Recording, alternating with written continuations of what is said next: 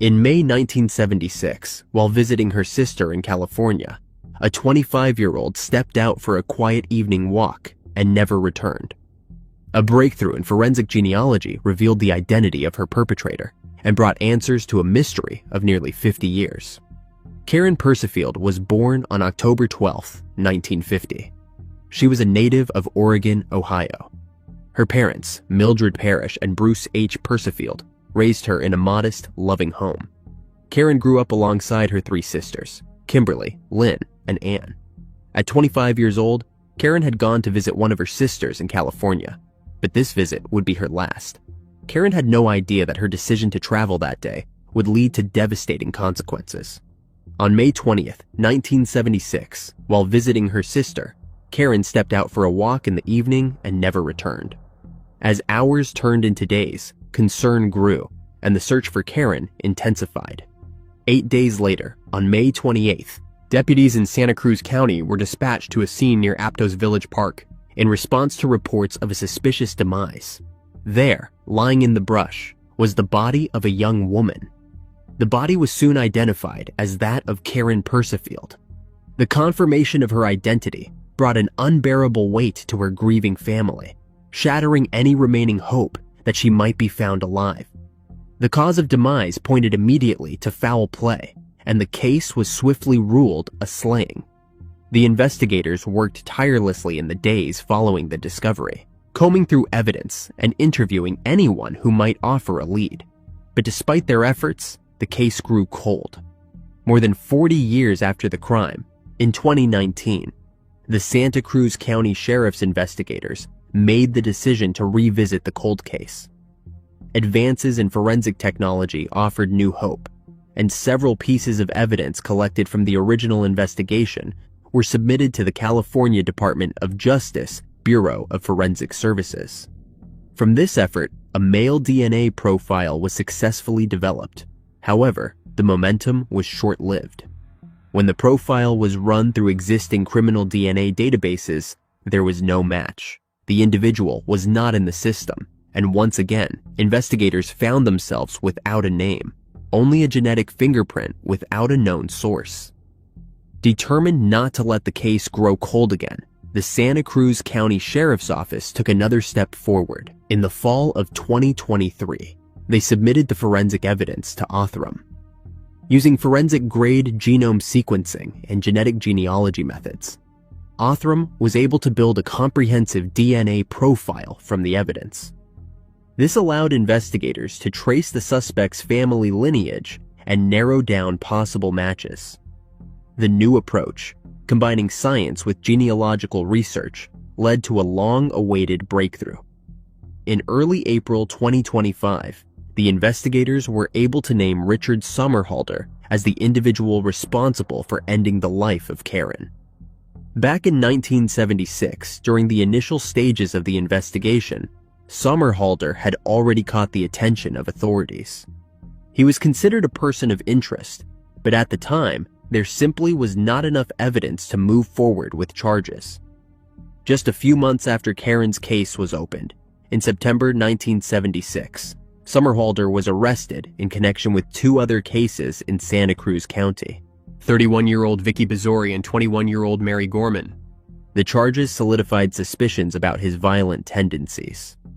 He was convicted and served 8.5 years in prison before being released on parole. After his release, Somerhalder left California, disappearing from the area where his crimes had left a lasting mark. The detectives turned their attention back to Somerhalder. They began the process of collecting a reference DNA sample to confirm the match to the profile developed from the crime scene evidence. However, their investigation hit a final, immovable obstacle. Somerhalder had passed away in 1994. Though his demise meant he would never face trial, the identification still carried significant weight. Sheriff's officials reflected on the case as an example of enduring commitment. The sheriff stated, "No matter how much time has passed, we will never stop seeking the truth." Karen's sister, Annie Goheen, said that her nickname was Cookie. She said, "She was as sweet as she was beautiful. No matter what, and this is a hard pill to swallow, no matter what you have to forgive, because if you do not, you will carry that hate and that resentment. And I felt that for so long because I was angry and mad. Karen's daughter, Meadow Shoemake, was 6 years old when her mother's life was taken. She said, yeah, it has been a lifelong, obsession of mine to want to know what happened, why, and all that, and who. Like I said, your mind wanders to far out places when you do not know the truth. So it is like a bittersweet justice. I am really happy that there must be other people, that are going to feel the same way as me.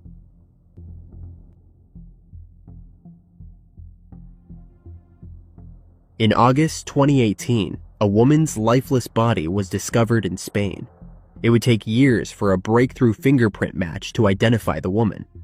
On August 4th, 2018, a woman's body was discovered hanging in a poultry shed attached to a farmhouse in Sant Julià de Ramis, a small town in Girona, Spain.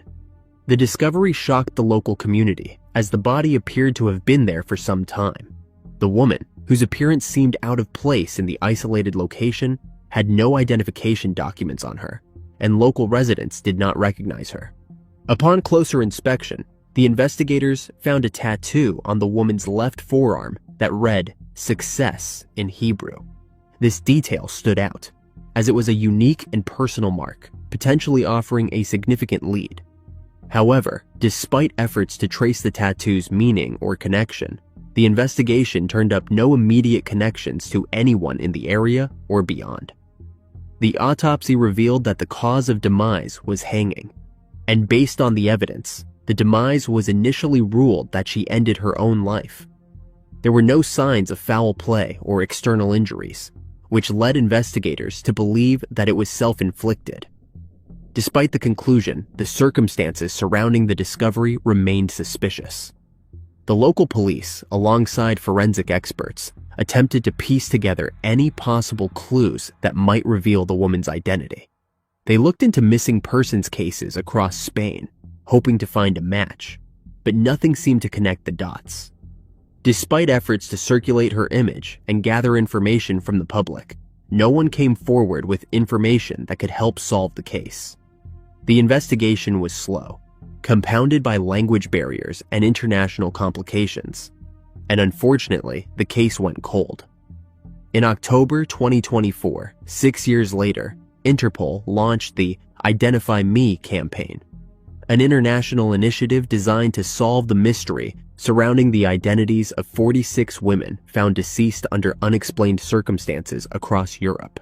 Among the cases submitted for review was 33-year-old Ainoha Izaga Ibieta Limas, whose disappearance had remained unresolved for years. Ainoha was born in 1980. She was a Paraguayan woman who moved to Spain in 2013, seeking a new start and possibly a more peaceful life, far from the familiarity of her home country. Regular communication with her family helped to reassure them that she was safe and settling into her new life in Spain.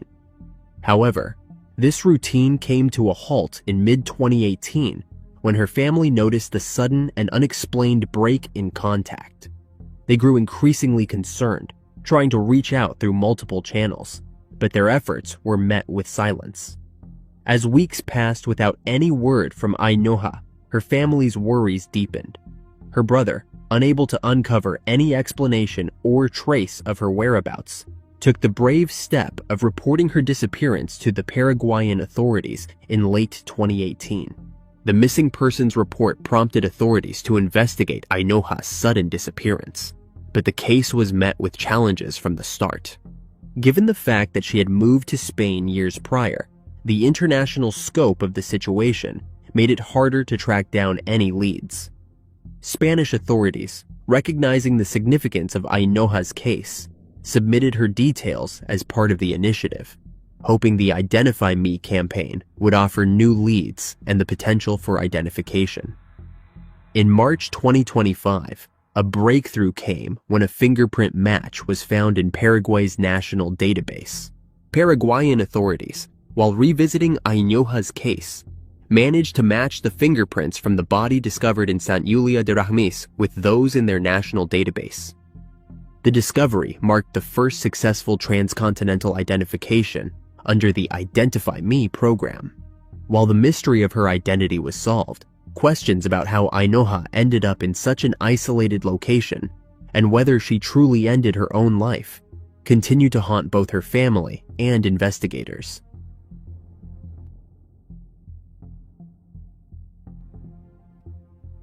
In November 2019, in the quiet city of Perris, California, a 22-year-old man was found fatally shot. Despite swift response by law enforcement and an active investigation, no arrests were made, and the case eventually went cold until a major breakthrough came. Santiago Diaz was born in 1977. He was a resident of Perris, California. Tragically, Santiago's life did not follow the path he might have imagined. Whatever hope he had for the future was ultimately cut short. The tragic incident unfolded in November 2019. On that day, Riverside County Sheriff's deputies were dispatched to the 700 block of East 7th Street following reports of a shooting. What began as a routine call for service quickly escalated into a scene of chaos and irreversible loss. When the authorities arrived at the location, they discovered 3 individuals suffering from gunshot wounds. Emergency responders moved swiftly to assess the victims and provide aid. 2 of the individuals were quickly transported to a nearby hospital. Fortunately, their injuries were determined to be non-life-threatening. Santiago Diaz, however, did not survive the attack. Despite emergency efforts at the scene, he was pronounced deceased. His life, which until then had been largely unknown to the public, suddenly became the focus of attention in the wake of this senseless violence. The demise of a 22-year-old under such circumstances sent ripples through the community. The Riverside Sheriff's Central Unit was assigned to lead the investigation. Detectives combed through evidence, conducted interviews, and followed multiple leads in their pursuit of answers. The nature of the attack, along with the presence of multiple victims, underscored the seriousness of the case and the urgency to find those responsible. However, despite extensive investigative efforts, no significant breakthroughs occurred. Over time, leads began to dwindle, and the momentum behind the investigation slowed. The case, once a top priority, gradually slipped into the category of unsolved crimes, leaving those who knew Santiago with little closure. No arrests were ever made in connection with the shooting. The case went cold, and with it, any immediate hope for accountability faded into uncertainty. However, in late 2024, 5 years after the case was opened, a significant development breathed new life into the long-dormant case. The detectives with the Riverside County Sheriff's Department revisited Santiago Diaz's unsolved case after uncovering new evidence. The nature of this evidence has not been publicly disclosed, but it was enough to prompt the authorities to officially reopen the investigation. With renewed focus, investigators began piecing together the timeline and re-examining past statements and forensic details. This fresh look at the case brought clarity that had previously been missing. After thorough analysis, the detectives identified Jeremy Whittle, a 26-year-old resident of Perris, as one of the individuals suspected to be involved in the 2019 shooting. On March 27, 2025, Whittle was taken into custody by the authorities. His arrest marked the first major breakthrough in the case after more than 5 years of uncertainty. Following his arrest, Whittle was booked into the Robert Presley Detention Center. At this time, no additional details have been released regarding his alleged role in the shooting, nor has it been confirmed whether other suspects are being pursued.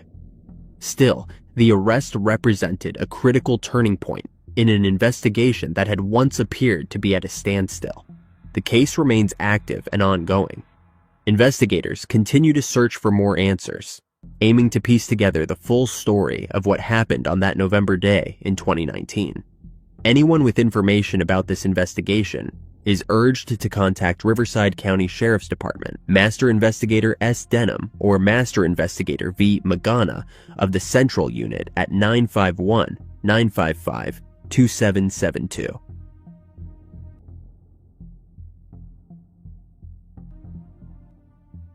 When people think of notorious street gangs, names like the Bloods or the Crips often come up. But one gang stands out for its sheer brutality and global reach. Born on the streets of Los Angeles, California, and fueled by civil war, MS-13 quickly evolved into a ruthless criminal empire.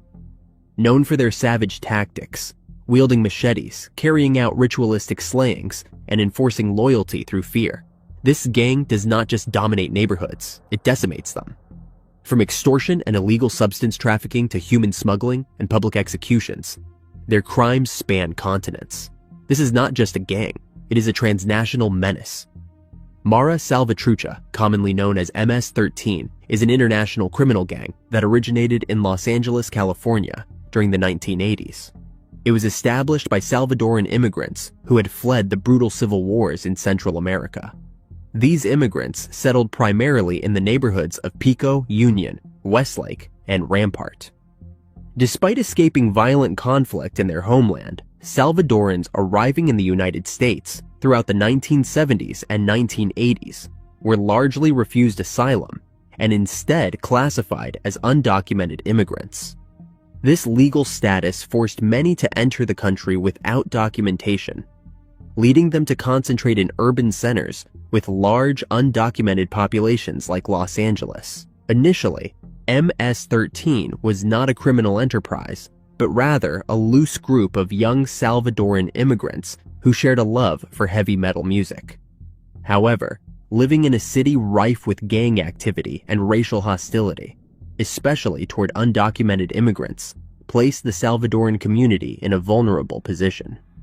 Out of a need for protection against established gangs, composed mostly of Mexicans, Asians, and African Americans, MS-13 began to evolve.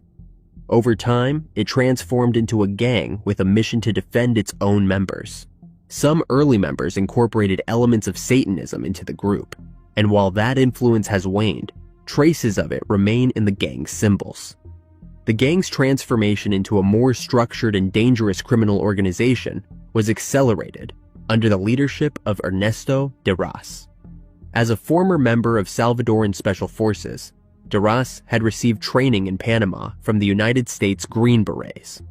When he took control of an MS-13 clique in 1990, he applied military discipline and strategic planning to the gang's activities, leading to a rise in power and influence. Around this period, MS-13 developed a rivalry with the 18th Street Gang. Although the two groups were initially allies, particularly as both were open to Salvadoran recruits, their alliance ended violently after a fatal dispute in 1989, reportedly sparked by a conflict over a girl. The event triggered ongoing retaliation between the two gangs, creating a cycle of violence that continues to this day. As MS-13 members were increasingly arrested in the Los Angeles area, many of them were deported to their home countries. Among them was Jose Abrego, a high-ranking figure within the gang, who was deported 4 times. These deportations inadvertently helped the gang expand its influence beyond U.S. borders. In El Salvador, where gang activity had been minimal prior to the 1990s, the deported MS-13 members began to recruit and organize. According to the Los Angeles Times, U.S. deportation policies played a significant role in the gang's growth, both domestically and abroad, as deported gangsters found a power vacuum waiting to be filled in their homeland. The Salvadoran Civil War, which lasted over a decade and ended in 1992, had left deep scars on the nation. Government forces, including U.S.-trained squads, targeted civilians and Catholic clergy, often using terror tactics. Child soldiers were conscripted, and human rights abuses were widespread, largely perpetrated by the military. This period of intense violence destabilized the country, making it fertile ground for organized criminal groups like MS-13 to take root upon the return of deported members. After the war, the Chapultepec Peace Accords required the Salvadoran government to form a new civilian police force to replace the military in law enforcement roles. However, the political party in power, ARENA, which had ties to the wartime military regime, delayed this transition. In response to rising gang violence that peaked in the 1990s, El Salvador's government implemented aggressive anti-gang measures known as mano dura and super mano dura during the Arena presidencies. These policies, rather than dismantling gang operations, appeared to strengthen groups like MS-13, according to both observers and gang members. When the National Civil Police was finally established in 1993, it included members of the former military, some of whom were known war criminals. This weakened law enforcement, giving MS-13 an opportunity to establish a stronghold. Furthermore, the availability of leftover weapons from the war and ongoing economic difficulties allowed the gang to thrive. Today, MS-13 generates revenue through arms trafficking, extortion, and targeted assassinations. On July 13, 2003, 17-year-old Brenda Paz was found fatally stabbed near Virginia's Shenandoah River.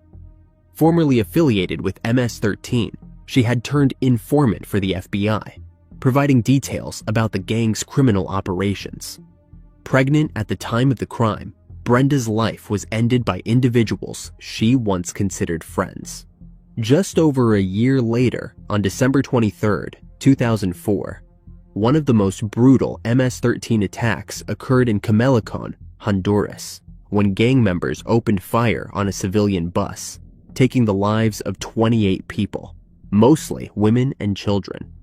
The massacre, carried out to protest the Honduran government's plan to reinstate the demise penalty, led to several convictions, while one accused mastermind's life was ended later in prison.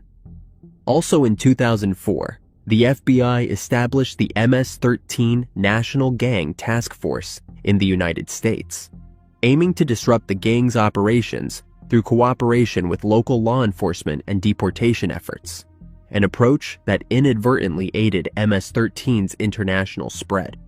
In 2006, two high-profile MS-13 cases made headlines.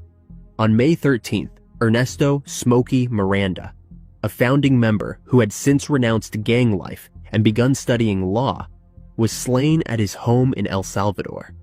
The following month in Houston, Texas, teenager Gabriel Granillo was stabbed by Ashley Page Benton during a park altercation, drawing national attention to the gang's presence.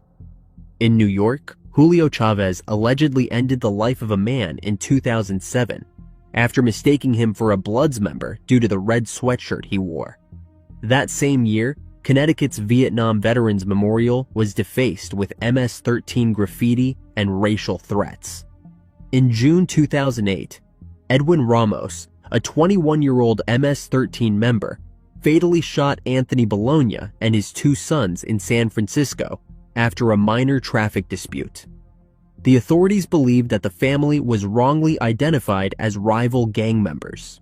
A few months later, Jonathan Ratana was convicted of taking the life of Miguel Angel Deras in Ohio in what was believed to be a gang initiation act. In 2009, Colorado and California authorities arrested 20 MS-13 members, seizing weapons, illegal substances, and cash. That year, 3 gang members shot 2 innocent civilians in Long Island, causing Edgar Villalobos' life to be ended after misidentifying them as rivals. Federal agents uncovered a chilling 2009 assassination plot against an immigration and customs enforcement officer in New York. MS-13 members, allegedly acting on orders from leaders in El Salvador, planned the hit in retaliation for numerous arrests. The plot was revealed by Walter Duke Torres, who is being held in custody. Meanwhile, in 2011 and 2012, numerous gang members were convicted of racketeering and slaying in San Francisco, including Danilo Velasquez, who was sentenced to life for mistaking victims as Norteños members based on their red clothing. Under President Mauricio Funes of the FMLN party, an unofficial truce was negotiated between MS-13 and the 18th Street Gang in 2012. In exchange for a reduction in crime rates, the government provided incentives, including transfers to lower security prisons and rewards for surrendered firearms. While the crime rates dropped, extortion remained rampant, and gang structures grew stronger.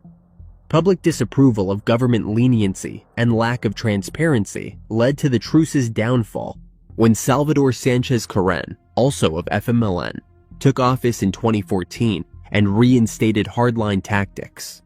The truce's collapse in 2015 resulted in a violent resurgence, with El Salvador recording the world's highest crime rate that year. Gangs, having used the truce to expand and reorganize, were even more dangerous. Subsequent investigations into the truce revealed government corruption, including accusations that negotiators encouraged gang violence to maintain leverage in talks. Some participants were later prosecuted for their roles. The U.S. has pursued MS-13 through multiple federal initiatives.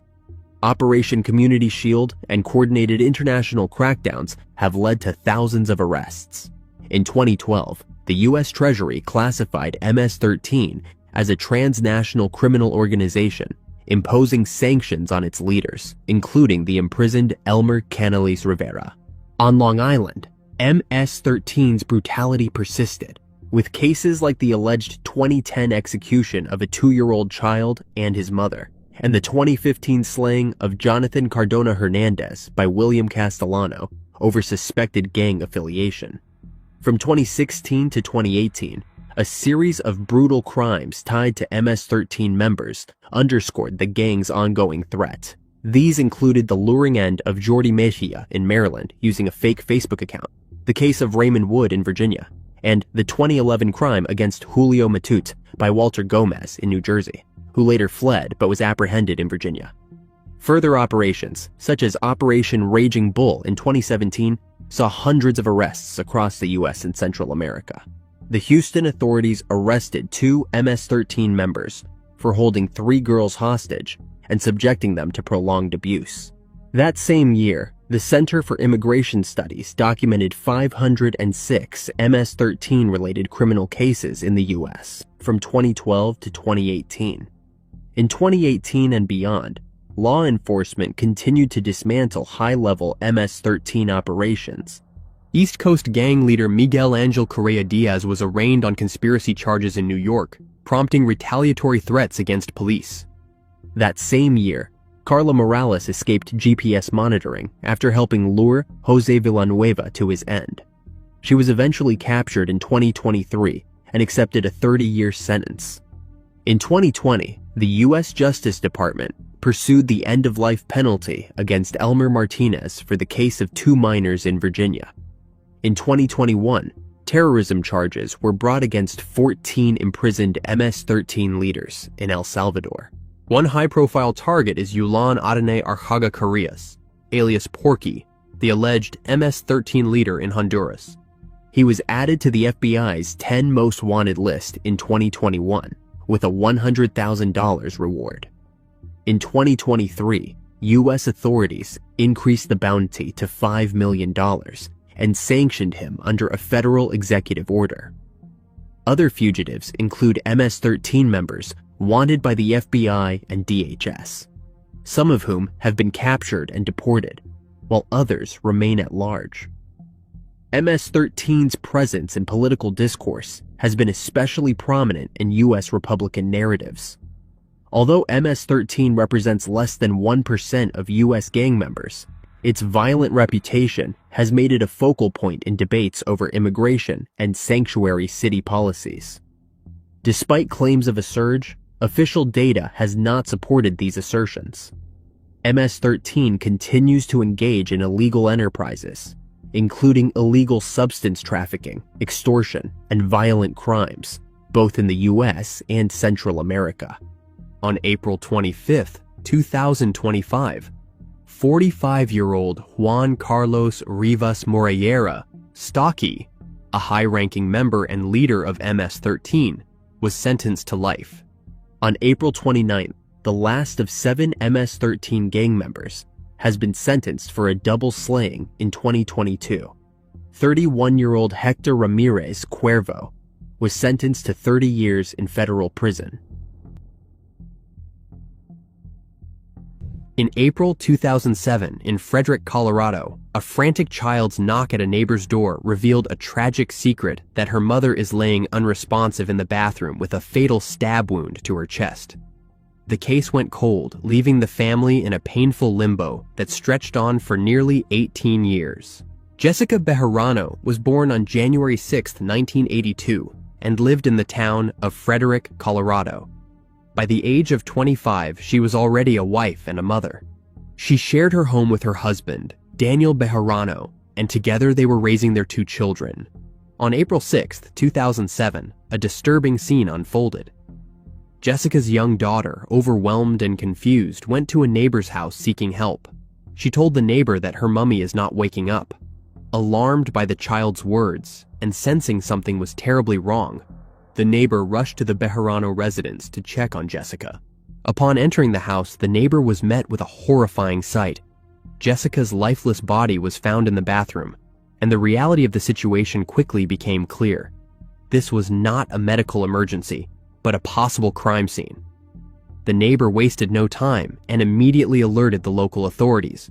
The Frederick police officers quickly responded to the distress call at the 7900 block of Larkspur Circle. Inside the home, the police confirmed the tragic discovery. Jessica was deceased. She had sustained a single stab wound to the chest, which was the cause of demise. The discovery was made even more devastating by the presence of her 4-year-old daughter and 2-year-old son, who were in the home at the time of the incident. Their safety was secured, but the trauma of what had occurred would not easily fade. An official investigation was promptly launched to determine what had happened to Jessica. The investigators began piecing together a timeline and exploring possible motives. Attention naturally turned to those closest to her, including her husband, Daniel. However, through verification of his whereabouts and work records, the authorities were able to confirm that Daniel had been at work during the time of the crime. He was ultimately cleared of suspicion. As time went on, the investigation began to lose momentum. With no suspects, no confessions, and no new evidence coming to light, the case slowly turned cold. After nearly 18 years of silence and uncertainty, a breakthrough finally came in March 2025. The investigators, continuing to work the cold case, obtained DNA evidence that pointed to a potential suspect. The DNA sample was matched to Daryl Birkland, who had once worked as the maintenance man in the apartment complex where Jessica lived. With the new evidence in hand, the investigators moved swiftly. On March 14th, they conducted a follow-up interview with Birkland, who was then living in York, Nebraska. Birkland had been 54 at the time of the crime. Following the interview, Birkland was taken into custody and arrested. He was booked at the York County Sheriff's Detention Center, marking the first arrest ever made in connection to Jessica's case. In custody, Birkland confessed. He admitted that he had known Jessica's husband was not at home when he went to her residence. According to his statement, an argument between him and Jessica escalated, ultimately leading to the fatal stabbing. His confession shed light on the events of that tragic day. After the attack, Birkland fled the scene. He left Colorado and made his way to Nebraska, disposing of the crime weapon along the way. For years, he lived without suspicion, carrying the weight of his crime in silence. In a final gesture, Birkland wrote a letter addressed to Jessica's children. In it, he expressed remorse for his actions and the pain he had caused. While no words could undo the damage or restore what had been lost, the letter served as an acknowledgement of guilt and a reflection of regret. Birkland was formally charged with a single count in the second degree. The charge came after his confession and the DNA evidence that linked him directly to the crime. He is set to be extradited to Colorado. Cece Marrow, Jessica's mother, said that she is grateful for the work that led to this arrest, saying that the family never gave up hope. She said, "There were so many twists and turns in her case, but we always had faith in the CBI."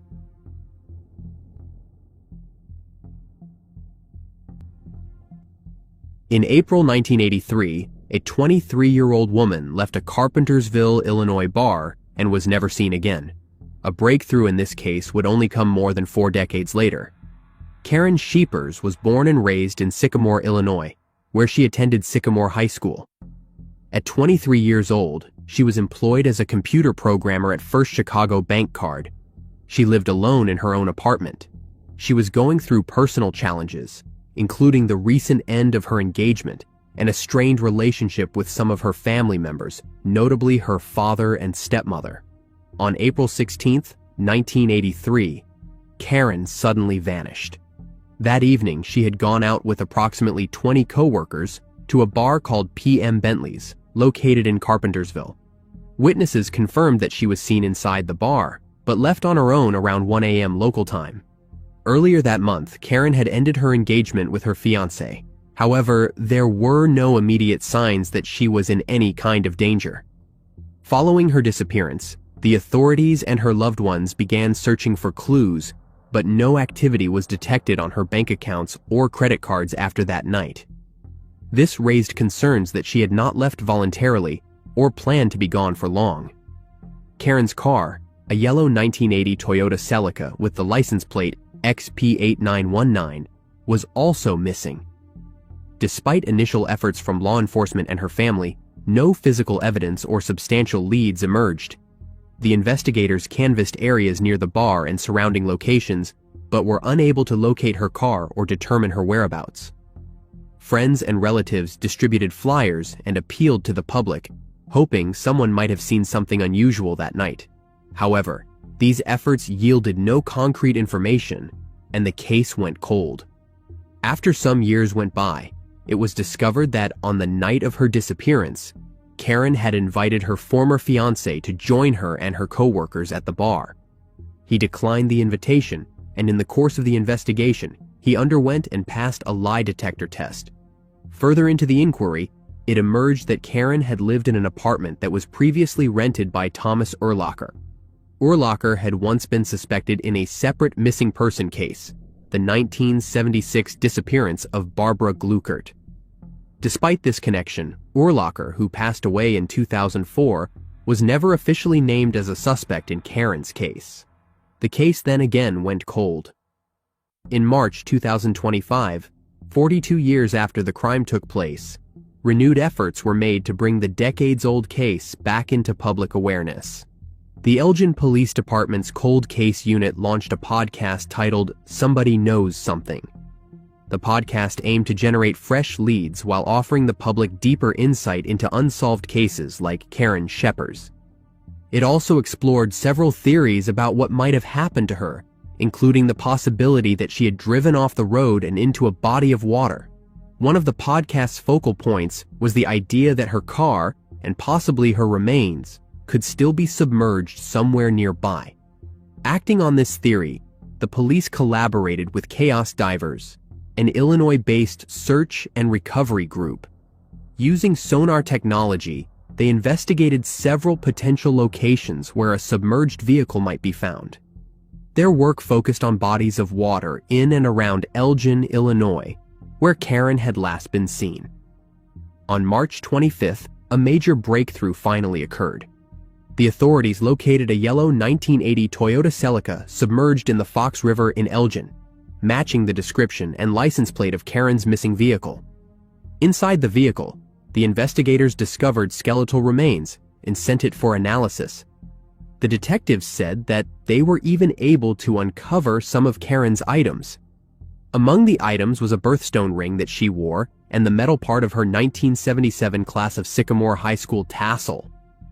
Detective Andrew Houghton said, "I think it was a pretty emotional moment for everyone. I mean, being able to give some of those items back to her mother, who is 90 years old, was just really great. It was a nice way to kind of bring everything full circle."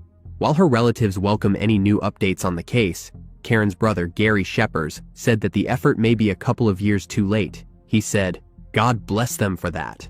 I wish they had looked this hard in 1983, but they did not." Their line was, She had a fight with her boyfriend and she just left. She just took off.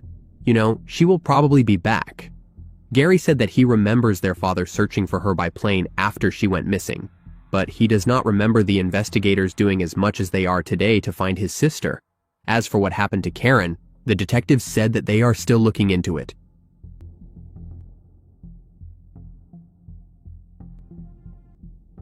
On January 19th, 1970, a mother rushed her 16-month-old son to a hospital in Sulphur, Louisiana, claiming that he had fallen from his crib. It was not until more than 50 years later, with the resurfacing of long-forgotten letters, that the case was reopened. Alice Rawlinson Bunch Idlet was born in 1950 in Bridge City, Louisiana. She graduated from West Jefferson High School in 1968. After high school, Alice pursued her studies in nursing at Southwest Mississippi Community College in Summit, Mississippi, aiming to build a future in the healthcare field. At 18, Alice married Earl Bunch Jr., who was serving in the U.S. Army. Their marriage, full of promise, soon faced a harsh reality when Earl was deployed to Thailand during the Vietnam War. Their time apart was difficult for Alice, but she remained strong and supported her husband from afar. In September of 1968, Alice gave birth to her son, Earl D. Bunch III, just a few months after Earl's deployment. Raising a child alone while her husband was halfway across the world proved to be a daunting task, only maintaining communication with Earl through letters. On January 19, 1970, Alice brought her 16-month-old son to a hospital in Sulphur, claiming that he had fallen from his crib. However, medical examinations revealed a far more disturbing reality. The doctors discovered multiple injuries on Earl's small body, including skull fractures, bruises, bite marks, and even a burn on his buttocks. These injuries suggested a pattern of abuse far beyond an accidental fall. The severity and nature of his wounds raised immediate concern, and the local authorities began an investigation into the cause of Earl's injuries and whether they were the result of deliberate harm. However, before the investigation could make significant headway, Earl tragically lost his life. In the aftermath of Earl's passing, Alice's husband, Earl Bunch Jr., returned to the United States for his son's funeral. Upon his return, Alice allegedly told him a different story about their son's injuries. She claimed that Earl probably fractured his skull when he fell out of bed at his grandmother's house in New Orleans a few weeks prior to his end. This new version of events seemed to offer an explanation, but it raised more questions than answers. How could such a serious injury go unnoticed for weeks? And why had Alice not mentioned this incident earlier? Despite the suspicions and Alice's conflicting explanations, the case soon went cold. Earl and Alice divorced in 1983 after years of separation and unresolved tension. During the legal proceedings, Alice sought full custody of their 7-year-old daughter, prompting renewed conflict between the former spouses. It was during this time that Alice began asking Earl pointed questions about the letters she had sent him during his military deployment in the late 1960s. Her sudden curiosity over the long-forgotten correspondence struck Earl as unusual and unsettling, sparking a wave of suspicion that would soon lead him to reopen painful memories he had tried to leave behind. Prompted by her questions, Earl retrieved the letters and began to read them for the first time in 13 years. What he found disturbed him. The tone, language, and content of Alice's words, especially concerning their infant son, seemed far more troubling when viewed in hindsight. What once may have appeared as expressions of frustration now read like veiled warnings. Haunted by the loss of his son and driven by concern for the safety of his daughter, Earl felt a growing urgency to revisit the circumstances surrounding Earl III's demise. Determined to uncover the truth, Earl began his own quiet investigation. He located and contacted the doctor who had treated his son shortly before his demise. Their conversation would leave a lasting impact. When Earl asked about the plausibility of Alice's explanation, that Earl had fallen from a bed or crib, the doctor dismissed it immediately. The physician was clear and unwavering in his assessment. The doctor told Earl, "Those were not the type of injuries I would have expected to see from a fall from a crib, for example, or a porch or something like that where you get a fairly severe injury." The doctor elaborated further, describing the damage as more in line with abuse. It looked more like a child that had been beaten, that perhaps somebody had taken it by the feet and swung it against a piece of furniture or the wall. The doctor's words shook Earl to his core. For over a decade, he had lived under the cloud of not knowing exactly how his son had lost his life. And now he was faced with the brutal possibility that Earl's life had been ended. The renewed perspective gave Earl the strength to seek justice, not just for the son he had lost, but to ensure the safety of the daughter he still had. Earl then amended his petition for separation to seek sole custody of his daughter, but multiple mental health professionals deemed Alice and her daughter to be in good physical and mental health. Alice also testified under oath that she did not remember writing any of the letters to her husband. Joint custody was awarded to Alice and Earl, and no arrests were made in connection with Earl's fatality for decades. In 2022, more than 5 decades after the tragic demise of Earl, the detectives in Louisiana reopened the case at the request of the family. Advances in forensic science, combined with renewed determination from Earl Bunch Jr. and his surviving family, breathed new life into the investigation. As the detectives combed through the historical evidence, they uncovered the resurfaced letters exchanged between Alice Idlet and her then-husband Earl during his military service in the Vietnam War. These letters, which had long been stored away, became central to the investigation. Within their pages, Alice had confessed to disturbing thoughts, openly expressing hatred toward her infant son and a desire to end his life. One of the letters read, "What is wrong with me, darling? I should love my own son, but I really do not think I do. And if I did, I would know it. I feel as if he would pass away tomorrow, I would not care. I cannot help it. To me, he is the one who ruined my life." She wrote in November 1969, "I just got through whipping that little bastard. I hate him. That is the honest truth. I cannot stand this life. God had to punish me by letting me have that little brat. I wish I would have lost my life when he was born. I hate myself. Now I know how those people feel that get rid of their kids. I believe I could do it. I am serious." That same month, Alice also apparently wrote a letter stating that she never wanted to be a mother. She wrote, "I honestly wish he had never been born. He knows he will not get his way around me. I will end his life before he becomes spoiled. I honestly mean that." 2 days later, in another letter, Alice threatened to whip the victim until his darn seat is red. The letter stated, "I cannot put up with this mess. I hate your son. I wish he was deceased." What once may have been dismissed or ignored as emotional outbursts now stood as damning admissions. The tone and content of the correspondence painted a deeply troubling picture of the months leading up to Earl's demise. Earl further testified that he received similar alarming letters from Alice in March and April of 1969. He attempted to take emergency leave from service to return home, but the request was denied. Driven by this new evidence, the authorities took the extraordinary step of exhuming the child's remains to conduct a modern forensic autopsy. The results were conclusive. Earl had not passed away from an accidental fall, as previously claimed, but his life was taken. On March 28, 2025, Alice Idlet was arrested in connection with her son's demise. After decades of evading accountability, she faced the consequences of what investigators believed was a deliberate and violent act against her own child. Following her arrest, Idlet was formally indicted by a grand jury on second-degree charges. Idlet is currently being held at the Calcasieu Parish Correctional Center on a $950,000 bond.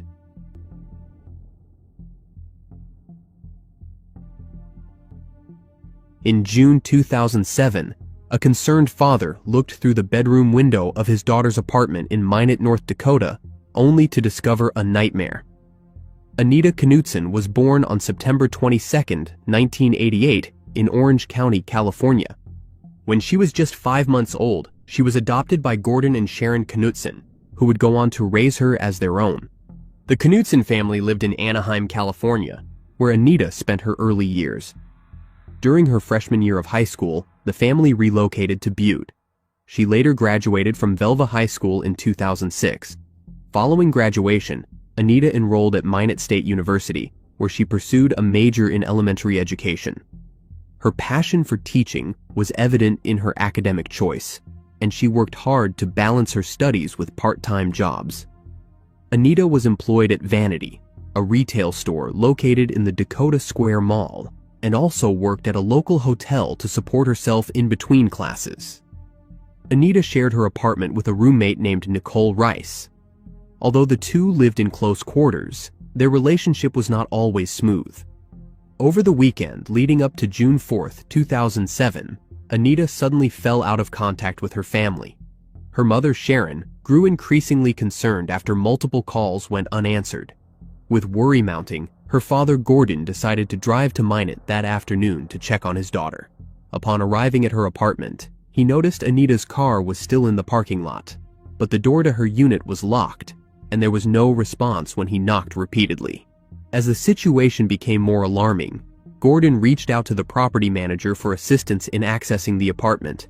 A maintenance worker nearby approached him and pointed out something troubling. The screen from Anita's window was lying on the ground and had been slashed. Gordon looked through the window and saw a horrifying sight. His daughter's body lying on a blood-soaked mattress, partially covered by a robe. The Minot police arrived on the scene at approximately 5:12 p.m. that day. Inside the apartment, they found Anita lying face down on her bed. She was pronounced deceased at the scene, having suffered multiple stab wounds. The grim discovery marked the beginning of a complex and heartbreaking investigation into the crime. Early on, it appeared that Anita's demise was the result of an attack by an unknown intruder. However, the investigators found the situation troubling, especially because they could not determine the nature of the relationship between Anita and her perpetrator. Detectives began to consider that the suspect might not have been a stranger at all. Based on early evidence and the state of the scene, they believed that Anita and her perpetrator likely had a personal connection. The investigators learned that Anita had not reported for work at the Fairfield Inn on June 2nd, which was out of character for her. Her last known contact had taken place on June 1st, during a phone conversation with her mother shortly after she returned to her apartment from work. As the investigation continued, Minot police were approached by a woman who reported seeing a suspicious figure. She described a man, believed to be in his early 20s, running away from the direction of Anita's apartment on 4th Street Northwest at approximately 7:30 a.m. on June 3rd. While this sighting was significant, it did not lead to an immediate breakthrough. The man was never identified, and no solid connection to the crime could be established. An autopsy revealed that Anita's life was ended due to 2 stab wounds to the chest. A small pocket knife, believed to be the crime weapon, was recovered and taken into custody. With no arrests and no clear suspect, the case eventually went cold. In 2018, over a decade later, there was a renewed push for answers. The Minot Police Department assigned fresh investigators to re-examine the case. These new eyes reviewed old evidence, re-interviewed witnesses, and revisited statements made by individuals who had been considered possible suspects in the past. Their goal was to find something previously overlooked, anything that might offer a new lead or uncover the truth that had eluded them for so long. The progress continued into 2021, when Minot Police decided to partner with the television series Cold Justice. The collaboration brought experienced cold case experts and additional resources to assist in reviewing Anita's case. This renewed investigation placed particular focus on inconsistencies in statements made by Nicole Rice, Anita's roommate at the time. Investigators began to revisit details that had once seemed inconclusive. One of the most significant developments came from a report involving Nicole's ex-boyfriend. According to his account, Nicole had allegedly confessed to ending the life of Anita during a period between 2008 and 2009. These confessions reportedly occurred while Nicole was belligerently drunk at social gatherings, where she was overheard saying, "I did it." The ex-boyfriend admitted that he had not taken the statements seriously at the time and never reported them until years later. This information, combined with other evidence and renewed scrutiny of Nicole's statements, led to a major break in the case. In March 2022, Minot Police arrested Nicole Rice, formerly known as Nicole Thomas, and formally charged her. Nicole pleaded not guilty to the charges, and her trial began on March 18, 2025. The eventual not guilty verdict on March 26th shocked Anita's family and friends. Anita's sister, Anna, later expressed her disappointment in the decision and said in a statement, "I spent the last week reliving some of the hardest parts of the last 18 years of my life." And in those 18 years, one thing I have learned is that a not guilty verdict does not mean innocence. I cannot say the same for many of the people in that room, but my conscience is clear. The case remains open. In October 1973, a 23-year-old man left his dormitory and was never seen again. For nearly 5 decades, the case remained a haunting mystery until a chance discovery brought a breakthrough. Douglas Hallowell Brick was born on October 12, 1950, to Harold and Donna Hallowell Brick. He spent his early years in Pocatello, Idaho. As a student at Pocatello High School, Douglas graduated in 1968 as a top scholar. He actively participated in multiple school organizations, including the Boys Council, Key Club, and German Club. He also served as a delegate to Boys State, showcasing his leadership potential. With clear ambitions for his future, he enrolled at the University of Utah in Salt Lake City to continue his education. On his 23rd birthday on October 12, 1973, Douglas was last seen leaving Austin Hall, his dorm on campus. His car was later found parked nearby, and inside were his belongings, packed with care, implying that he may have been preparing to go somewhere. Near the vehicle, the investigators found his wallet discarded on the ground. These clues immediately raised concerns, especially after further investigation revealed troubling details about Douglas's recent behavior. Prior to his disappearance, Douglas had taken several unusual steps. He had withdrawn from many of his university classes and closed his bank accounts. Even more concerning, records showed that he had purchased a gun and 500 rounds of .22 ammunition. When his dorm room was searched, it was discovered that one box of the ammunition was missing. These findings prompted an extensive search effort by the University of Utah Police and Salt Lake County Search and Rescue. They focused on the foothills behind the university campus. Despite their efforts, no trace of Douglas was ever found. After the initial investigation, a friend came forward claiming to have seen Douglas driving a truck on the route between Ogden, Utah and Pocatello, Idaho. According to the friend, Douglas said that he had left college and was planning to begin a new life. He reportedly asked that his family not be told of his whereabouts. However, this sighting became the last known contact. For decades, Douglas's disappearance remained unsolved. Lost police records, fruitless search efforts, and varying accounts of his last movements kept the case shrouded in uncertainty. After almost 5 decades, in 2022, the University of Utah Police Department brought in a crime data analyst named Nicole Mitchell. While working with Utah's statewide Information and Analysis Center, Mitchell uncovered a forgotten cold case, Douglas Brick's disappearance. At the time, Major Heather Sturzenegger was serving as the investigation's lieutenant. Upon learning about the overlooked case, she agreed without hesitation to reopen it. Detective John Dial was assigned to the investigation after Sturzenegger received a promotion, but he quickly realized the case file offered very little to begin with. As they began piecing together what they could, one lead came from a journal entry written by Douglas's mother, Donna. In the entry, she recalled a meeting with a psychic shortly after her son's disappearance. The psychic allegedly described specific details, including the claim that Douglas had gone to the foothills above the university campus. Though unconventional, this clue aligned with a location that had been extensively searched back in 1973. The first real breakthrough came when investigators found a record of a 2018 phone call from Douglas's sister to University Dispatch, inquiring about her brother's case. That call became the starting point for a more targeted effort. Using the information from that call, Detective Dial traveled to California to meet with Douglas's sister.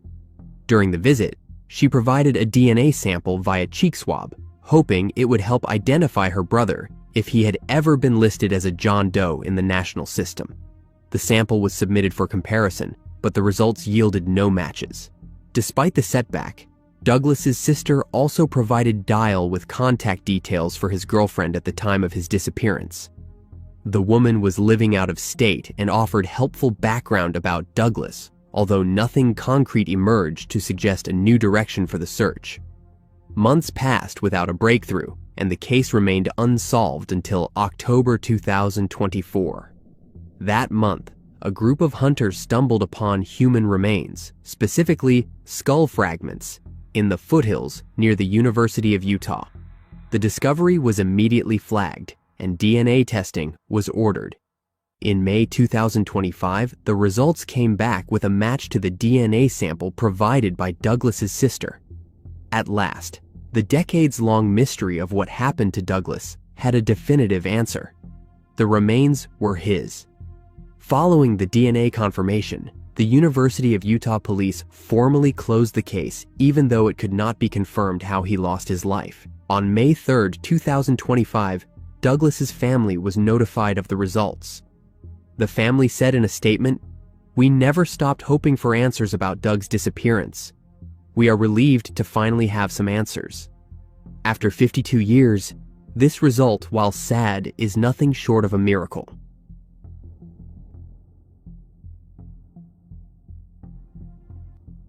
In June 1997, a man and his daughter stumbled upon a dismembered torso in a plastic container at Hempstead Lake State Park in New York. Years later, in 2011, the skeletal remains of a child were found near Jones Beach, eventually linked to the same unidentified woman through DNA. But they would only be identified more than a decade later. On June 28, 1997, a chilling discovery was made in Hempstead Lake State Park, located in Lakeview, New York. While walking through the wooded area, a man and his daughter came across a Rubbermaid container. Inside, it was a woman's dismembered torso, along with a floral pillowcase and a red towel. The victim's head, arms, and lower legs had been removed and were never recovered. The container was found approximately 200 yards north of Peninsula Boulevard, near McDonald Pond, on the west side of Lake Drive. With no immediate clues to the victim's identity, the investigation initially stalled. One of the only identifiable features on the body was a tattoo located on the woman's left breast. Hoping to generate leads, the investigators shared an image of the tattoo in a national tattoo magazine. Their efforts paid off when Steve Cullen, a tattoo artist from Connecticut, came forward. He recalled giving the tattoo to a young black woman, estimated to be around 18 or 19 years old, who had visited his shop with an aunt and cousin. During the appointment, she mentioned being from either the Bronx or Long Island, and said she was staying in Connecticut due to issues with a boyfriend. The investigators began referring to her as Peaches, based on the tattoo design. In April 2011, 14 years later, more human remains were found near Jones Beach State Park. DNA testing conducted in December 2016 confirmed that the newly discovered remains belonged to the same individual known as Peaches. Additionally, the remains of a young child were located nearby. Forensic testing revealed that the child, identified only as Baby Doe, was the biological daughter of Peaches. This development confirmed the victims were mother and daughter, though their true names were still unknown at that time. Although this significant breakthrough provided clarity about the victims' relationship, the case remained unresolved. After another 4 years went by, in 2020, the investigators intensified their efforts to identify the unknown woman and child by turning to advanced forensic methods. Nassau County authorities and the FBI partnered with Othram. Through their analysis, the Othram scientists determined that the woman known for years only as Peaches was Tanya Denise Jackson, originally from Alabama and born on October 22, 1970. Using the same genetic techniques, researchers were also able to identify the young child found near Jones Beach State Park. She was confirmed to be Tatiana Marie Dykes. After decades without answers, Nassau County Police formally revealed their identities to the public on April 23, 2025. The authorities explained that the delay in the announcement was necessary to properly notify relatives and to make burial arrangements. Tanya served in the United States Army between July 1993 and February 1995, during which time she was stationed in Texas, Georgia, and Missouri. After completing her military service, she moved to Brooklyn, New York, where she found work at a medical office, possibly as a medical assistant. Tatiana was born on March 17, 1995, in Texas. At the time of their demises, Tanya was no longer in contact with her family, and neither she nor her daughter had ever been officially reported missing. Tanya and Tatiana were eventually laid to rest in their home state of Alabama, receiving full military honors in recognition of Tanya's service in the U.S. Army. The discovery of their remains in locations not far from the sites connected to the Gilgo Beach serial crimes raised questions about a possible link. That case involves a series of unsolved crimes, mostly of female prostitutes, found along Long Island's South Shore. Although Tanya and Tatiana were found in areas close to those crime scenes, law enforcement has not confirmed any connection between their demises and the Gilgo Beach investigation. In 2023, Rex Heuermann was arrested and charged in several of the Gilgo Beach cases, but he has not been implicated in ending the lives of Tanya and her daughter. Despite identifying the victims, the case remains unsolved. The investigation is ongoing, with detectives still working to uncover what happened and who was responsible.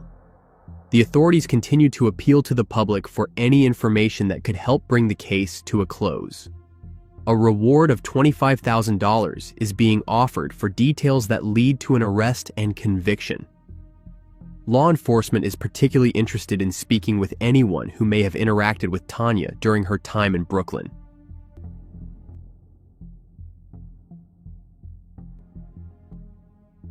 In 1991, the body of a 27-year-old woman was found stabbed multiple times by the roadside in St. Cloud, Florida.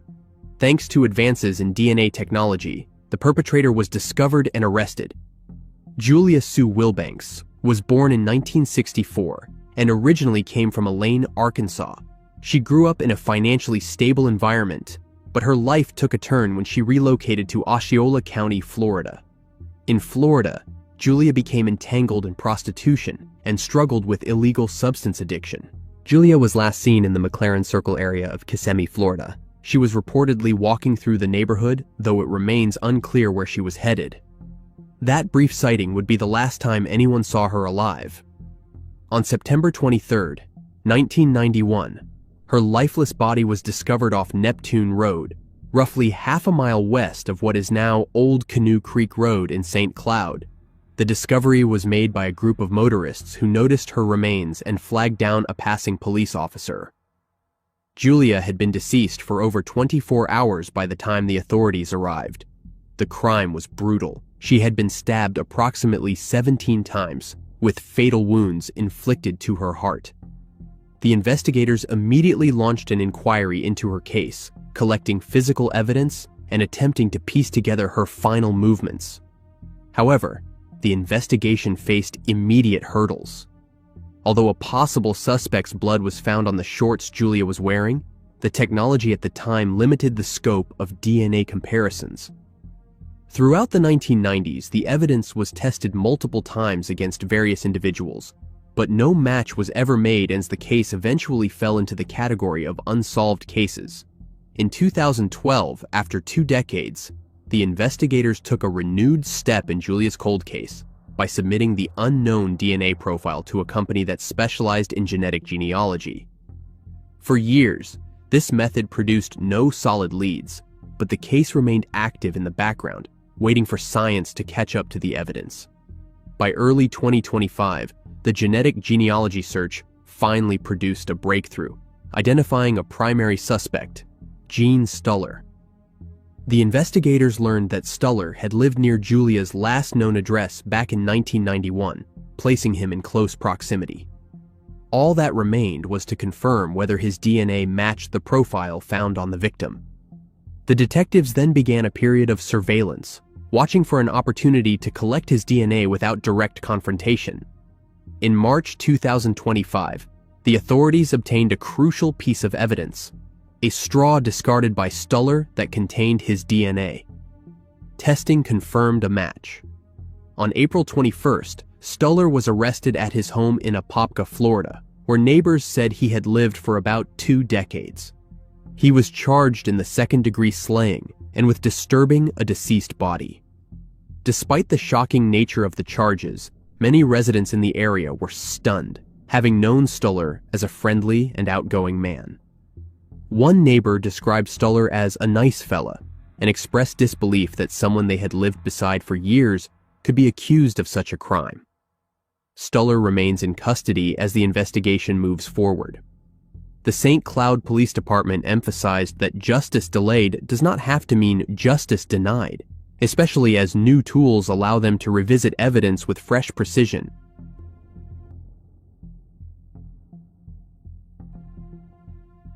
One night in September 1989, an 18-year-old woman left her job at a West Springfield, Missouri club and vanished into the dark. For decades, her case remained unsolved, stalled by the limitations of forensic technology. But a new round of DNA testing shattered the silence. Jennifer Williams, born in 1971, was an 18-year-old woman working as a topless dancer. She was married to Jeff Williams, and the couple had exchanged vows at a courthouse chapel in Tulsa on October 24, 1987. Their relationship was described as close and loving, and despite her line of work, Jeff often spoke of Jennifer as a hardworking woman and a good person. On the night of September 7, 1989, around 10 p.m., Jennifer left her job at the Body Shop, a club located in West Springfield, Missouri, now known as Centerfold. She was expected to return home, or at least stop by her husband's workplace, but she never arrived at either location. Her sudden disappearance sparked concern, and a search effort was quickly initiated to locate her. Witnesses last reported seeing Jennifer walking in the direction of her husband's business, but after that point, there were no confirmed sightings. Days passed with no sign of her, and fear grew as the silence continued. Then, on the 12th day following her disappearance, a group of teenagers made a horrifying discovery: Jennifer's body. She had been indecently assaulted, and her life was ended, leaving behind her 1-year-old son. Her remains were found in Springfield, Missouri. The following day, Jeff was arrested. He was the prime suspect in his wife's case, but he also violated his probation on a charge of reckless handling of a firearm. Despite the urgency of the case, law enforcement faced serious limitations in their ability to gather definitive evidence. At the time, forensic technology, particularly DNA testing, was still in its infancy and not widely accessible for detailed analysis. As a result, the investigation faced significant hurdles. The case quickly went cold. For 3 decades, the case of Jennifer remained without resolution until 2019, when Jennifer's assault kit was finally tested using modern technology. However, the results at that time were inconclusive, offering no clear path forward. It was not until 2024 that another round of DNA testing would lead to a major development in the case. This time, the improved analysis techniques yielded results that pointed directly to a suspect. The authorities identified 62-year-old Paul Bowles as the individual connected to the crime against Jennifer Williams. At the time of his identification, he was being held at the Fulton State Hospital in Callaway County, Missouri, on unrelated charges and was contacted by detectives. On April 17, 2025, Bowles was arrested and formally charged in connection with the brutal crime. He was booked into the Callaway County Jail, and the charges brought against him included second-degree slaying, forcible assault, and forcible sodomy. In a statement posted to Facebook following the announcement, Jennifer's husband, Jeff, wrote a message to his wife. "Your perpetrator took something from all of us. The world was a better place with you in it."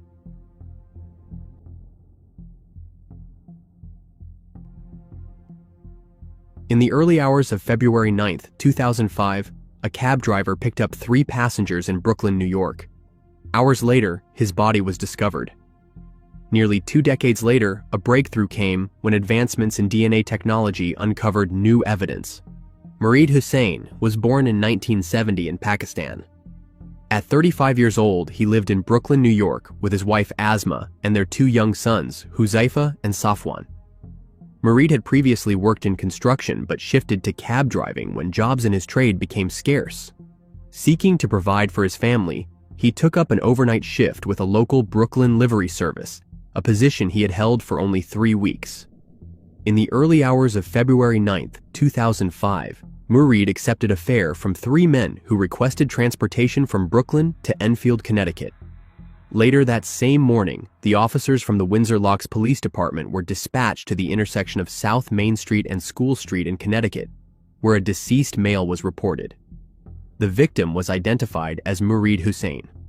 Initial findings confirmed that he had been shot and slain, prompting an immediate joint investigation by Windsor Locks detectives and the Connecticut State Police. An autopsy later revealed that Mureed had sustained a fatal gunshot wound to the head.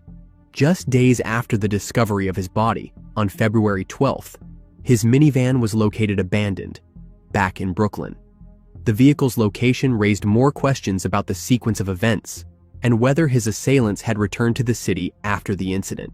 The investigators began working tirelessly to piece together the circumstances surrounding Mureed's final hours. At the time of the investigation, the detectives identified 3 individuals as suspects. All were Pakistani nationals and reportedly high school friends from Brooklyn. Despite this significant lead, the authorities were unable to secure enough evidence to make arrests.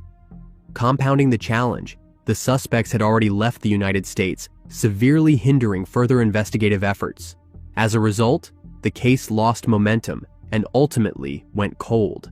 After nearly 2 decades, in February 2024, nearly 2 decades after Mureed's life was taken, the detectives from the Windsor Locks Police Department reopened the case. This renewed effort was driven by advances in forensic science and a fresh review of the evidence collected in 2005. Critical progress came through the application of updated DNA technology, which enabled the analysis of trace biological material recovered from both Mureed's clothing and the interior of his minivan. One of the pivotal breakthroughs in the case came when DNA found inside his cab matched that of Muhammad Ali, a 38-year-old man residing in Dublin, Ohio. Ali had previously lived in Brooklyn, New York. With the support of multiple agencies, including the Hartford State's Attorney's Office, Connecticut State Police, personnel at the State Forensic Lab in Meriden, and the New York City Police Department, Windsor Locks detectives secured an arrest warrant for Ali. He was formally charged with conspiracy to commit slaying and accessory to slaying. On March 26, 2025, U.S. Marshals located Ali in Dublin and arrested him without incident. He was transported to the Franklin County Jail, awaiting extradition to Connecticut. The investigation did not end with Ali's arrest. The detectives identified additional suspects, continuing to build their case. DNA evidence also linked Arfin Butt to the crime, one of the 3 original suspects identified in 2005. However, his life had been ended in Brooklyn in 2020, preventing any further legal action against him. The 3rd suspect named in the arrest warrant was NYPD Detective Rohail Khalid. Khalid had submitted his DNA in 2024, which reportedly connected him to the scene. Although Khalid claimed he had been working at a bagel shop during the time of the crime, the authorities found no hard evidence to corroborate his alibi. Khalid's attorney stated that his client had fully cooperated with the investigators and had been cleared of wrongdoing. Nonetheless, according to the arrest warrant, Windsor Locks police had originally named Ali, Khalid, and Butt as suspects back in 2005. The 3 men had been close friends who attended the same high school in Brooklyn. Windsor Locks Detective Sergeant Jeff Lampson said, "We believe the cab driver was in his van, was either compelled to pull over or pulled over under his own volition, was shot in the car and then pulled out, thrown over the guardrail, and his vehicle was located in Brooklyn." At a court appearance held in Hartford following Ali's arrest, members of Mureed's family, including his widow and sons, were present. Among them was Huzaifa, who had been just 4 years old when his father's life was ended.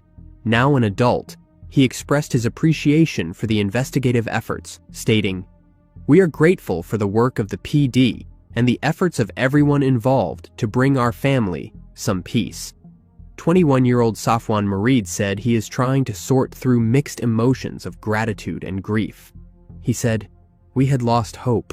We kind of stopped thinking about it. We just felt like this massive injustice happened, and then there was no resolution. There was no justice." Mureed's wife began to worry as time passed and he did not arrive home, 3 days before his body was found. Safwan said, "She said that she woke up and he was not home.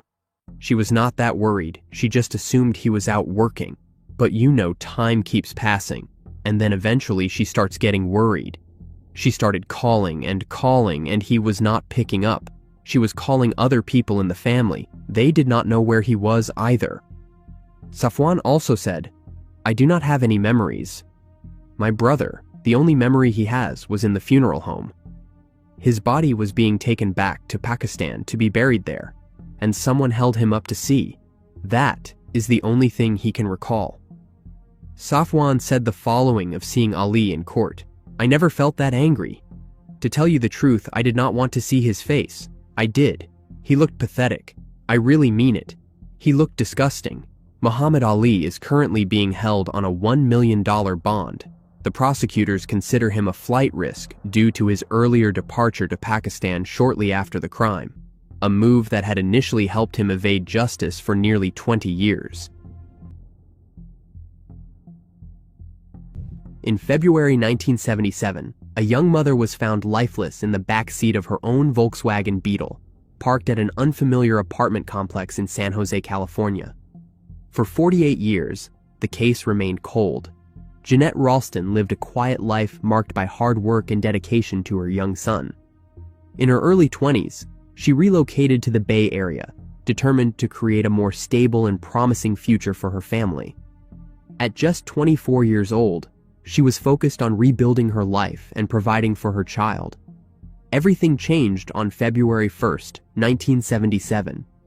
Jeannette was found lifeless in her Volkswagen Beetle, parked at an apartment complex where she had no known ties. The vehicle was located only minutes away from a bar she had visited with friends the previous night. Her body had been crammed into the tight space behind the front seats, suggesting an effort to conceal her. The authorities later confirmed that Jeannette had been indecently assaulted and strangled with a piece of her own clothing, specifically the sleeve of her shirt. The person responsible had also tried to burn the vehicle, possibly in an attempt to destroy evidence, but the fire never took. These disturbing details pointed to a violent and calculated act, yet the investigation quickly stalled due to a lack of immediate leads. Witnesses from the bar recalled that Jeannette left with an unknown man, assuring her friends she would return shortly. Her final words, "back in 10 minutes," were the last anyone heard from her. The investigators were given a description of the man, which was later turned into a composite sketch, but no one came forward to identify him.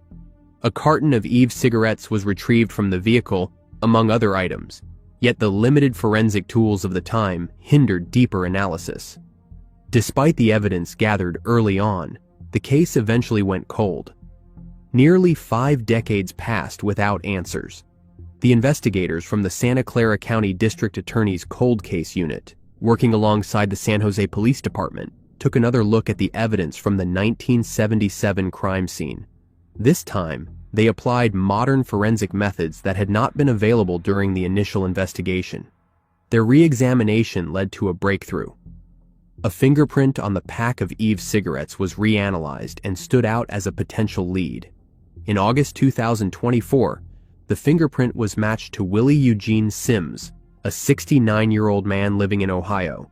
Back in 1977, Sims had been a 21-year-old private in the United States Army, stationed at Fort Ord in Monterey County, placing him in California at the time of the crime.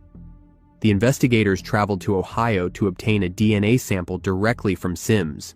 That, along with other existing pieces of evidence, began to form a solid case. DNA found under Jeannette's fingernails and on the shirt sleeve used to strangle her, along with the original sketch provided by her friends decades earlier, helped confirm the connection. Additional records revealed that Sims had a violent criminal history. In 1978, just a year after Jeannette's demise, he was convicted in Monterey County for assault with intent to end someone's life and was sentenced to 4 years in state prison. Despite that conviction, he managed to avoid further legal trouble in the years that followed. After serving his time, he moved out of California, long before the implementation of CODIS, the National DNA Database, so his DNA had never been added to the system. In May 2025, once the fingerprint match was confirmed and supported by DNA evidence, Sims was arrested in Jefferson, Ohio, and formally charged. If convicted, he faces a maximum sentence of 25 years to life in prison. After 48 long years, Jeannette's family finally received the news they had been waiting for. Her son, Alan Ralston, who was only 6 years old when his mother lost her life, expressed deep gratitude to the cold case investigators and law enforcement officials who never gave up. He shared that the arrest brought a sense of closure that had been missing for decades, offering his family long overdue peace after so many years spent living without answers. He said, "I mean, what a great Mother's Day gift and birthday present rolled into one. He was only days away from his 55th birthday. You know, my whole life I've never understood what Mother's Day even means."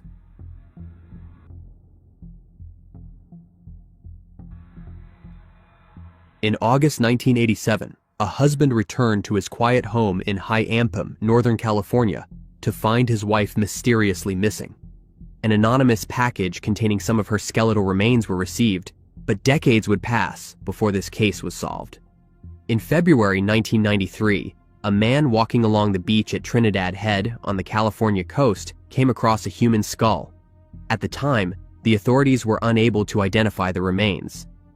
A DNA profile was developed from the skull, but when checked against the combined DNA index system, no match was found and the case went cold. Decades later, in May 2025, thanks to advances in DNA technology and the efforts of Othram DNA analysts, the identity of the skull was finally confirmed. It belonged to K. Josephine Medin. Kay Adams, also known as Kay Medin, was born in 1939. Kay was a dedicated elementary school teacher who lived in High Ampim in Trinity County, Northern California. She worked at the High Ampim school and shared her life with her husband, Nicholas Medin. They were blessed with a daughter. The daughter's DNA was used in the identification. On August 3, 1987, Nicholas returned to his home after a business trip, only to discover that his wife Kay was missing. Upon entering their residence, he immediately noticed something was wrong. Kay's purse, glasses, and car were all still at the house, items she would not have left behind if she had gone anywhere voluntarily. Deeply alarmed, Nicholas contacted the authorities to report his 48-year-old wife as missing. He explained to law enforcement that he had been away and came home to an unsettling silence and no sign of Kay. The Trinity County Sheriff's Office responded swiftly, launching a search of the Medin property and the surrounding woods in the remote High Ampim area. Despite their efforts, no evidence of Kay's whereabouts was uncovered. As the investigation officially began, law enforcement focused on gathering as much information as possible. Friends, neighbors, and family members were interviewed to piece together Kay's last known movements. However, these conversations yielded no significant leads. Nothing in her behavior suggested that anything was amiss. Her sudden disappearance puzzled those closest to her. The absence of any signs of struggle or forced entry only deepened the mystery. As word of Kay's disappearance spread, the community rallied to support the search.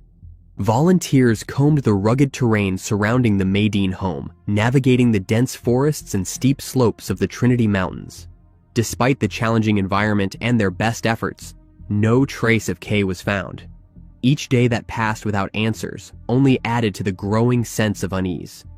Several months after Kay's disappearance, in November of 1987, the investigation took a grim turn. The sheriff's department in neighboring Humboldt County received a chilling package from an anonymous sender. Inside the package was a disturbing combination: an anonymous letter and some of Kay Adams's skeletal remains. The letter provided specific details, directing the investigators to the location of additional remains. Following the instructions in the letter, law enforcement officers traveled to a remote area near a road about 45 miles from Kay's home.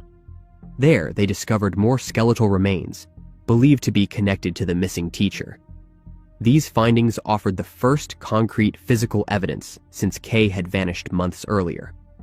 Forensic experts confirmed the identity of the remains through dental records, putting an end to any uncertainty about who they belonged to. Despite this breakthrough, the cause of Kay's demise remained a mystery. The condition of the remains made it impossible for the investigators to determine how she had lost her life or what circumstances had led to her tragic fate. The discovery of Kay's remains did not lead to any arrests, and the case eventually went cold.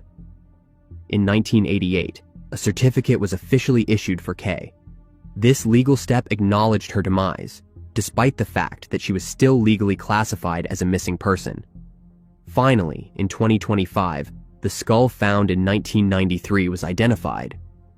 Authorities from the Humboldt County Sheriff's Office acknowledged the baffling nature of the case. They expressed uncertainty about how the majority of Kay's remains ended up 45 miles from her home, while her skull was found nearly 100 miles away on the coast.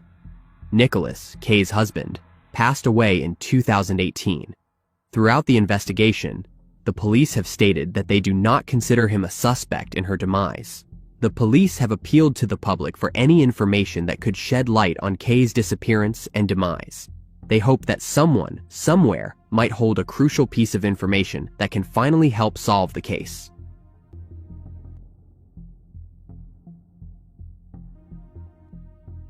In the fall of 1997, skeletal remains were found near 43rd Street and 7th Avenue in Tampa, Florida.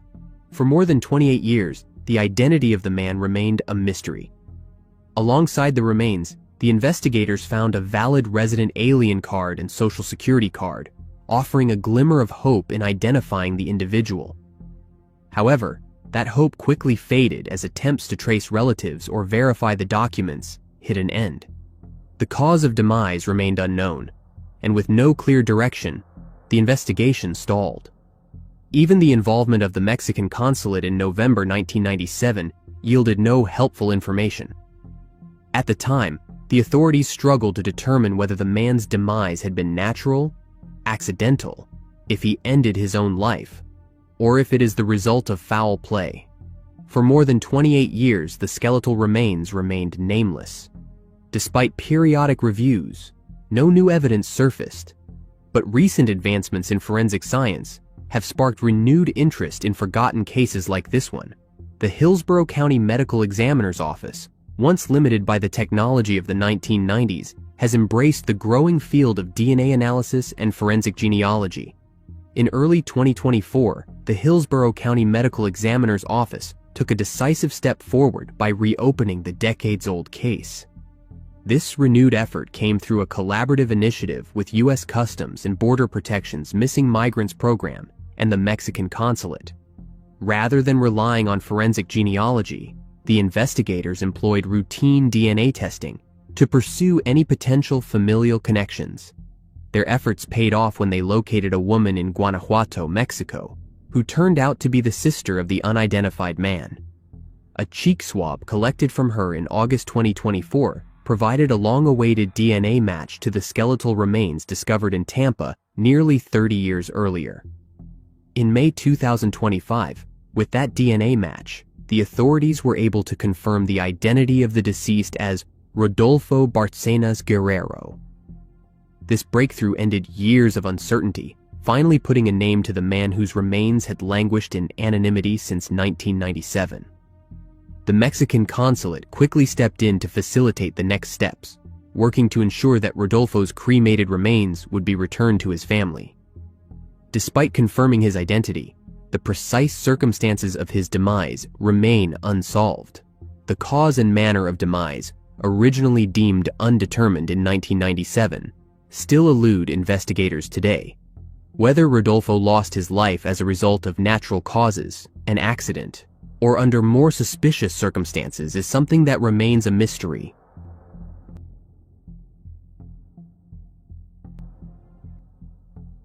In December 1983, a person stepped into a quiet farmhouse in Walker, Iowa, only to find a horrifying scene. Despite an immediate investigation, the trail went cold for decades. Ronald Lee Novak was born on November 11, 1959, to Robert and Marguerite Novak in the southwest part of Cedar Rapids, Iowa. The youngest of 7 siblings, Ronald grew up surrounded by a large family in a working-class environment.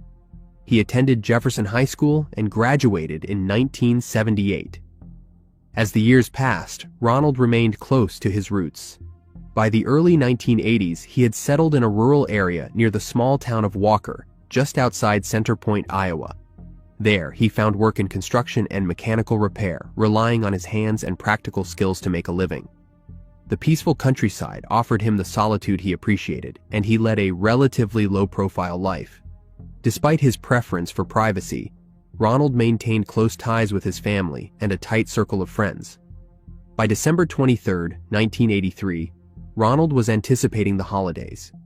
It was the eve of Christmas Eve, and he looked forward to celebrating with his loved ones. At 24 years old, he had plans to spend time with his family and his girlfriend. His girlfriend and his best friend, Dale Laver, were expected to visit him later that evening. On the morning of December 24th, life came to a shocking and violent end.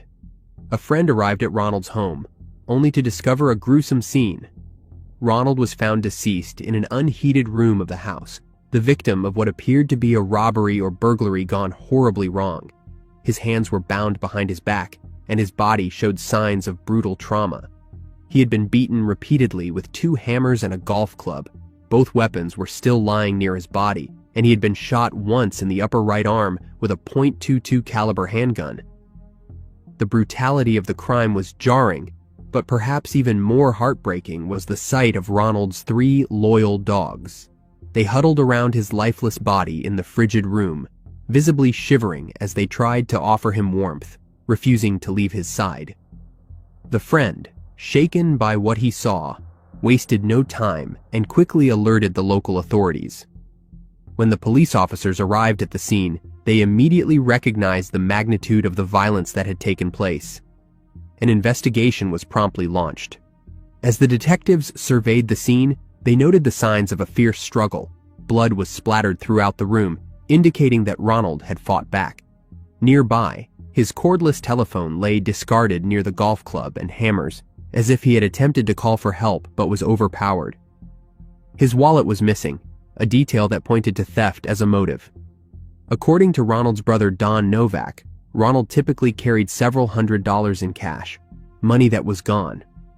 The police also noticed a broken window in the kitchen door, suggesting that at least one of the attackers had tried to force entry there. Interestingly, that door remained locked, and Ronald's loaded shotgun, usually kept near the entrance, had not been used. This detail raised further questions about how the intruders had gained access and why Ronald, who was usually cautious, had not reached for his weapon. The investigators would later uncover even more troubling elements inside the home.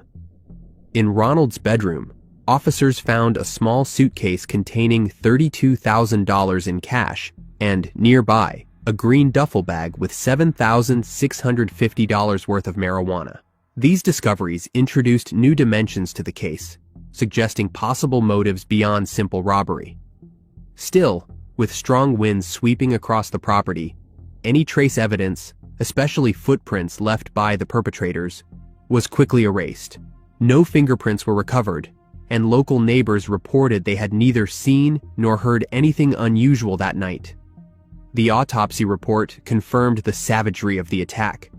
Ronald had lost his life from a combination of blunt force trauma, a gunshot wound, and exposure to the freezing temperatures. In the days that followed, the detectives questioned Ronald's known acquaintances and compiled a list of what they described as good suspects. Yet, despite the number of people interviewed and leads followed, law enforcement lacked the physical evidence necessary to make an arrest. The case would soon grow cold. Decades later, renewed efforts by the investigators led to significant progress in Ronald Novak's long unsolved case. Technological advances in DNA analysis allowed the authorities to re-examine key evidence collected at the crime scene in 1983.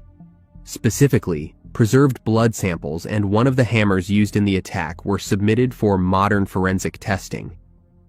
By May 2025, a critical breakthrough emerged. A DNA match was made to 64-year-old Michael Schepers of Fairview, Oregon. The identification of Schepers was made possible through a combination of conventional laboratory testing and genealogical DNA techniques. Blood and touch trace DNA were discovered on Ronald's clothing, and one of the hammers believed to have been used in the fatal beating. These materials had been carefully preserved for more than 4 decades. DNA Labs International conducted the initial forensic testing, while Parabon Nanolabs provided genetic genealogy information that ultimately led the investigators to Schepers as a key suspect in the case. According to the investigators, evidence indicates that Schepers was not acting alone. the investigation suggests that Schepers, along with other unidentified individuals, likely went to Ronald's rural home with the intent to rob him of cash and marijuana. The large amount of money and substances found at the scene in 1983 supports this theory. What was intended as a robbery quickly escalated into a brutal and fatal attack, leaving Ronald bound, beaten, shot, and left to pass away in freezing conditions. In May 2025, Schepers was arrested in Oregon by a joint effort of federal and local law enforcement. He was formally charged in the first degree. Schepers was extradited to Linn County, Iowa, where he is being held in the Linn County Correctional Center. He is scheduled to appear in court for trial starting February 24, 2026. For Ronald's surviving family members, the news of an arrest has stirred both relief and grief.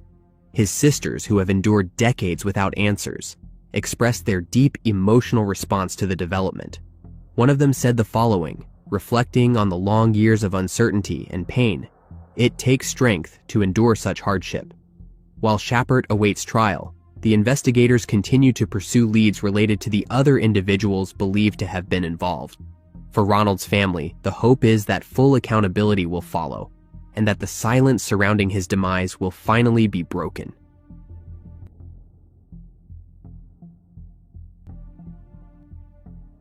In March 1981, a 20-year-old woman vanished in the Las Vegas area.